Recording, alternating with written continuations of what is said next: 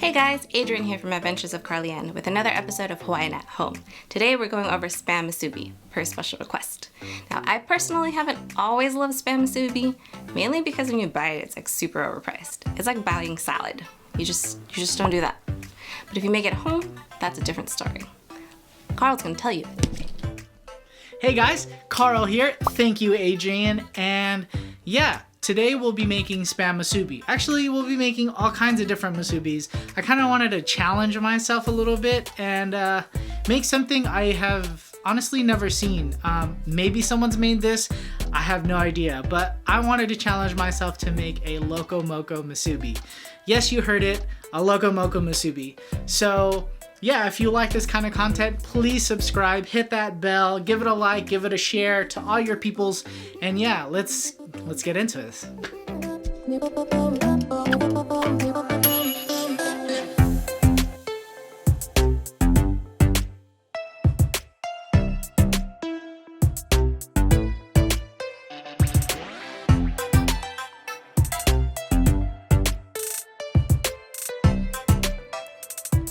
To create that ultimate musubi feast, all you're gonna need is sushi rice, rice vinegar, sugar, nori. Furikake is optional, but I recommend it. And as for your fillings, we're gonna be making spam, tamago, salmon, and of course, the Loco Moco.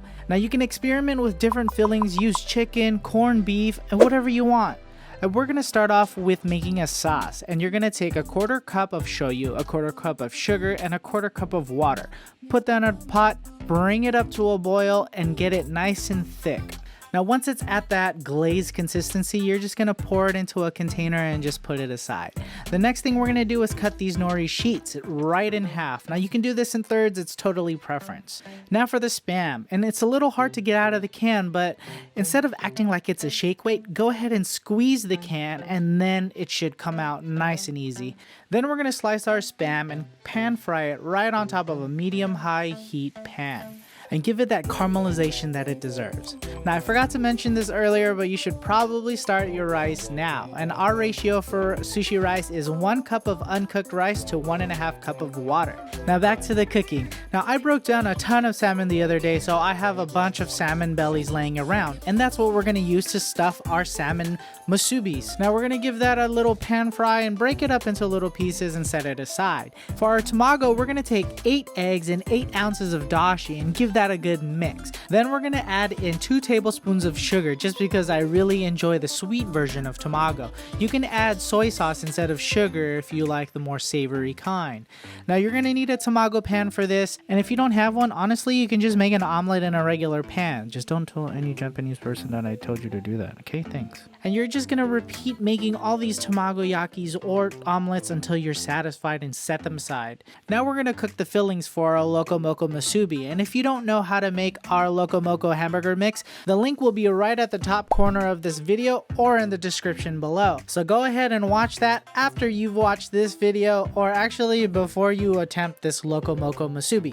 Now after you've cooked your hamburger mix, made a pan gravy, and your over easy egg, it's time to season our rice. Now we stick to 1 ounce rice vinegar to 1/2 tablespoon of sugar to 1 cup of cooked rice. Now it's time to assemble. If you don't have one of these musubi makers, no worries, I'll teach you how to make it without it. The first thing we're gonna do is take our nori sheet rough side up, put our musubi mold right in the middle and fill it up with rice. Give it a good press, add your sauce, add some furikake, put the spam right on top, and we're gonna press it down one more time just to help release the mold. Now we're gonna fold it, and I like to take a little water and wet the overlapping edge just to help it glue together. Now for you guys that don't have a musubi maker, here's what you can do.